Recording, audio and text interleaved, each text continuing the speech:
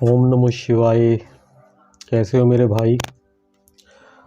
आपने कल ही मेरे से कांटेक्ट किया है व्हाट्सएप पर और पूछा है कि सृष्टि चक्र क्या वाकई में या सच में 5000 साल का है?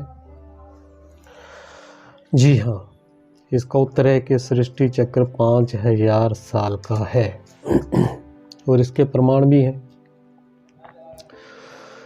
और इन प्रमाणों को भी तब तक नहीं हम समझ सकते जब तक हमारा विवेक जागृत ना हो और हमारी बुद्धि निष्पक्ष ना हो। अगर आप सृष्टि के बारे में सत्य जानना चाहते हैं तो सर्वप्रथम इसका पहला स्टेप ये है कि पहले तो आप खुद के बारे में जानें कि आप है क्या आप एक चेतना, आत्मा, रूह, सोल, प्राण ये कुछ है कि या फिर आप डार्विन के सिद्धांत के अनुसार एक विकसित हुए प्राणी हैं। ये सत्य जान लेने के बाद आपको सृष्टि चक्र का जो सत्य है उसको समझना बहुत आसान, लगभग संभव हो जाता है। चलो बात करते हैं।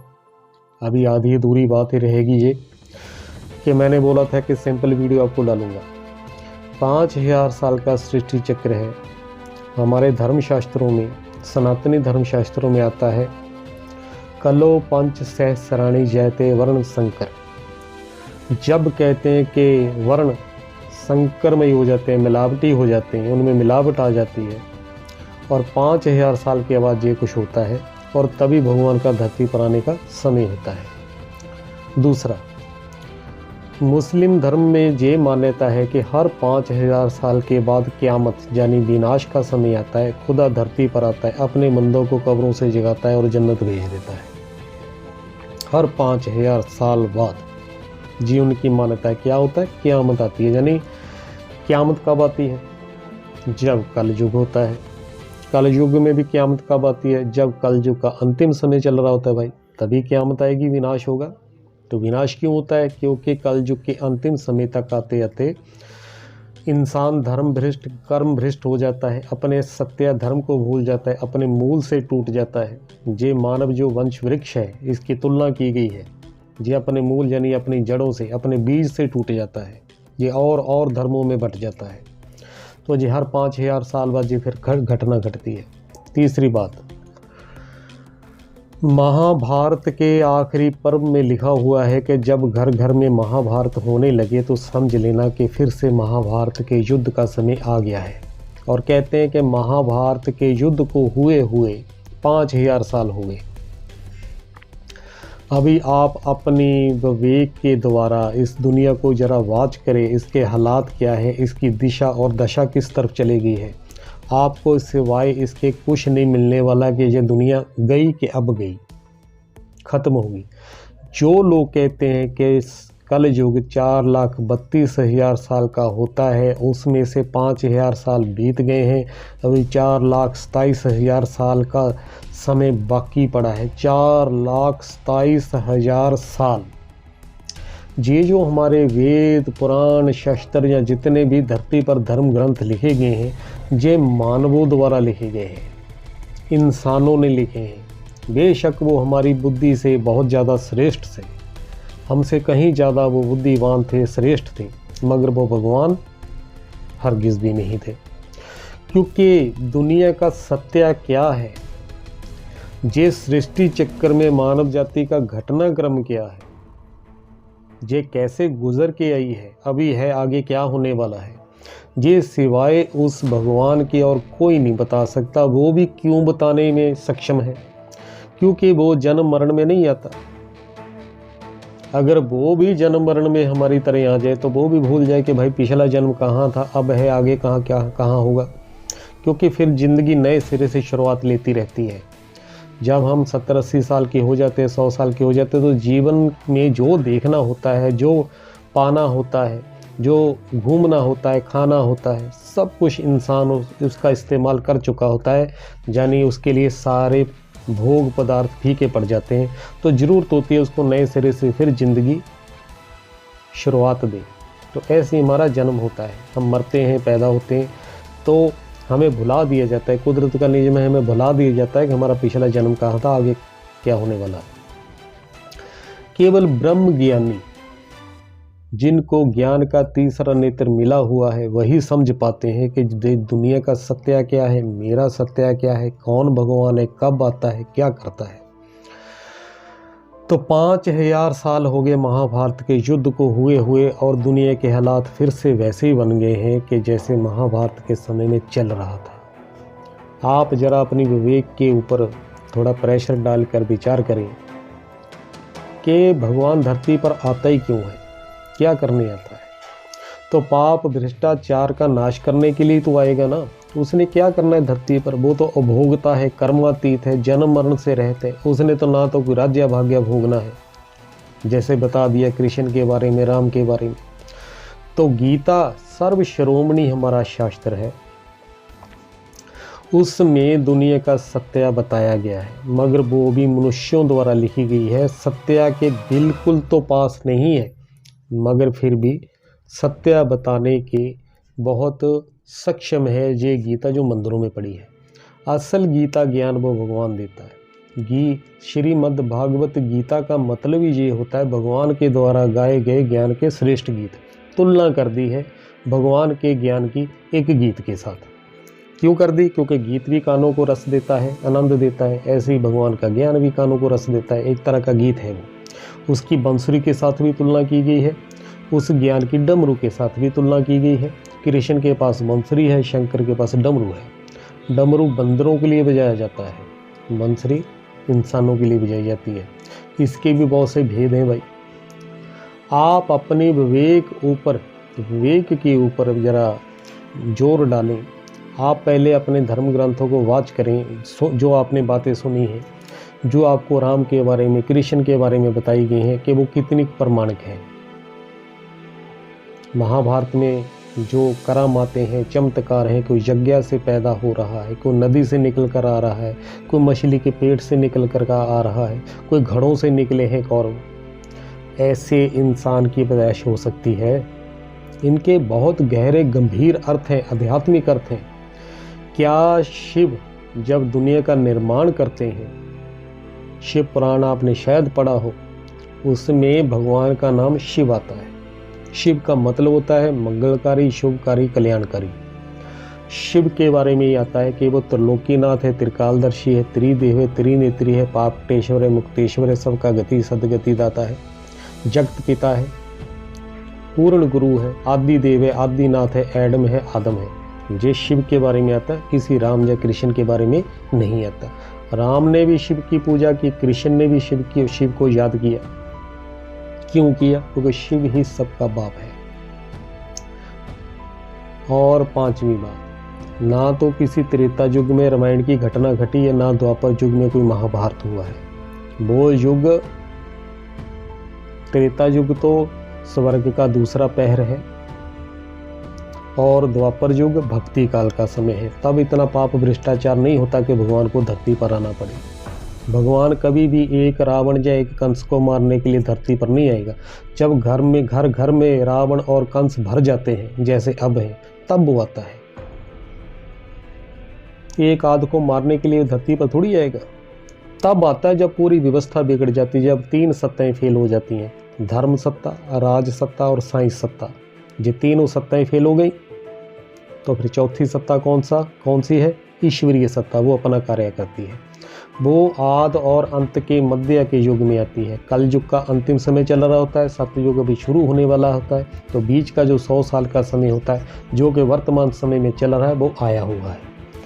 आपने बीके वालों की बात की है, ठीक है, हम भी मानते हैं कि भगवान का माँ का जो पाठ था वो ब्रह्मा कुमारी ईश्वरीय विश्वविद्यालय में ही शुरू हुआ था। माँ का पाठ अधूरा होता है। माँ पहली गुरु जरूर होती है बच्चे की, मगर अधूरी होती है। वो बच्चों को तोतली भाषा में लोरियाँ सुना सकती है, बातें सुना सकती है, राजा रानी की कहानियाँ सुना सकती है, ज्ञान थोड़ी दे सकती है। अगर दे भी तो बच्चे समझ लेंगे कि ज्ञान होता क्या। ज्ञान तो बहुत गहरा विषय है। तो ब्रह्मा का पाठ है। कहते हैं ना, भगवान जब धरती पर आता है 3 देवताओं की सर्जना करता है, ब्रह्मा, विष्णु, महेश। महेश मतलब शंकर। तो शिव का नाम किससे जुड़ा हुआ है? शिव ब्रह्मा नहीं कहते, शिव विष्णु नहीं कहते, शिव राम या शिव कृष्ण नहीं कहते, शिव शंकर कहते हैं। शंकर का क्या मतलब होता है? शमन करता, शांति करता, शासन करता, शुद्धि करता। शंकर, शंकर का मतलब ये भी होता है या ना, संक्रमण हो गया, मिलावट होगी। एक शरीर में तीन तीन आत्माएं हैं, एक अर्ध चंद्रमा के रूप में है, एक तीसरे नेत्र के रूप में है, शिव नेत्र जिसको बोलते हैं, एक वो आत्मा जो शरीर में है। एक शरीर में तीन तीन आत्माएं समा जाती है। चित्रकार ने उन आत्माओं को प्रतीक में दिखाने के लिए, अब चित्रकार तो आत्मा को दिखा नहीं सकता, बहुत सूक्ष्म है, अव्यक्त मूर्त है आत्मा, तो पिता की तरह, शिव की तरह, तो अर्ध चंद्रमा शंकर के माथे पर दिखाना ये साबित करता है कि वो माँ का पार्ट प्ले करने वाली आत्मा भी इसी में है। तो शिव जो ज्ञान का सागर है, सबका पिता है, जिसका कोई माता पिता नहीं है, वो भी शंकर में आया हुआ है। तो वो प्रतीक में क्या है? तीसरा नेत्र दिखाया गया है, वरना कोई ऐसा नेत्र नहीं होता जो इस आँख की तरह जहाँ भी बना हो। और पश्चिमी बात ये समझिए, कोई भी कथा कहानी करोड़ों अरबों सालों की नहीं हो सकती। और चारों युगों की जो उम्र है, आयु हो एक समान है। वो कैसे साबित होता है? आप स्वास्तिक का चिन्ह देखें, उसकी चारों भुजाएं समय के चक्कर को एक बराबर समभाग में ही बांटती है, छोटी बड़ी नहीं है। कहते हैं ब्रह्मा के 2 युग दिन हैं, 2 युग रात्रि हैं। सतयुग और त्रेता 2 युग ब्रह्मा के दिन हैं, यानी स्वर्ग का समय है, 2 युग रात्रि है, द्वापर और कलयुग। कोई भी वेद पुराण शास्त्र में ऐसा नहीं लिखा कि कलयुग से दुगुना द्वापर होता है, द्वापर से दुगुना त्रेता होता है, त्रेता से दुगुना सतयुग होता है। ये मानवी जो मन मत रही है, हमने अनुमान लगाए हैं, अंदाजे लगाए हैं, एस्टिमेट लगाकर ये धर्मशास्त्र जब ऋषियों द्वारा लिखे जाते हैं, सत्य की खोज शुरू होती है तब ये सब कुछ होता है। बाद में इनमें भी मिलावट हो जाती है। जब तक आप अपनी विवेक को जागृत नहीं करेंगे, जब तक आप अपनी बुद्धि को निष्पक्ष नहीं करेंगे, जब तक आप ये मानना नहीं छोड़ोगे कि मैं हिंदू हूँ या सिख हूँ या मुसलमान हूँ, ईसाई हूँ, इन बातों से नहीं निकलेंगे, जब तक आप अपनी बुद्धि को वैज्ञानिक आधार पर नहीं लेके आओगे, सत्य नहीं समझ पाओगे। ये बात मेरी याद रखिए। चाहे मैं आपको 5 साल ज्ञान सुनाता रहूँ, आपके कुछ भी पल्ले नहीं पड़ने वाला, क्योंकि जब तक आप इन बातों पर ध्यान नहीं दोगे। भूल जाओ आप हिंदू हैं, सिख हैं, मुसलमान हैं, ईसाई हैं, यहूदी हैं, पारसी हैं, जैनी हैं, बौद्धि हैं, इस्लामी हैं, आस्तिक हैं, नास्तिक हैं, भूल जाओ सब। आप केवल एक इंसान हो, उस भगवान की संतान हो, और आपने उनको ढूंढना है अपनी विवेक बुद्धि के बल पर। ना पूजा से, ना पाठ से, ना जप से, ना तप से, ना व्रत से, ना तीर्थ स्थानों पर जाने से भगवान की प्राप्ति नहीं होने वाली। ये भी बात याद रखना। भगवान को पाना चाहते हो, सत्य को समझना चाहते हो, तो निकल जाओ जो बीके वाले क्या कहते हैं, ये फलाने क्या कहते हैं। सिर्फ आपने सत्य को खोजना है। सत्य फिर चाहे बीके वालों के पास पड़ा मिल जाए, चाहे कोई और मत पंथ के पास आपको कोई इशारे मिलते हो, तो उनको ग्रहण कर लो। ये बातें हैं। तो मैं आज कहीं सफ़र पर हूँ, मैं आपको अभी पूरी बातें नहीं बता सकता। मैं आपसे वादा करता हूँ आपको फिर एक वीडियो मैं परमाणु के आधार पर आपको डालूंगा। ना तो मेरे पास समय है, ना ही मैं अपने आश्रम में हूँ। मेरा नाम राज ऋषि हर्षप्रीत है, मैं सूर्यवंशी हूँ, और मैंने ग्रंथ लिखा है परमाणु के आधार, तो वो मेरे पास नहीं है, मेरे आश्रम में पड़ा है। वीडियो बनाऊंगा। और जो मेरा चैनल है श्री गॉड फादर 007, उसको आप सब्सक्राइब करें, उसको नीचे से आप वॉच करना शुरू करें। सत्य को समझने के निज़म, उस पर भी 3-4 वीडियो पड़ी हैं, उनको सुने। छोड़ दें ये आज का समाज क्या कर रहा है, व्हाट्सएप पर क्या चल रहा है, फेसबुक पर क्या चल रहा है, यूट्यूब पर क्या चल रहा है। उसमें अच्छी बातें भी हैं, बुरी बातें भी हैं। अगर सत्य को समझना चाहते हैं तो आपको इस दुनिया से मरना होगा। भगवान को पाना चाहते हो, शरीर की मौत नहीं मरना होता, आत्मिक। जो आपने अब तक सुना है, दुनिया ने आपको भगवान के बारे में, सृष्टि चक्र के बारे में क्या बताया है, कैसे बताया है, किसने बताया है, छोड़ दो।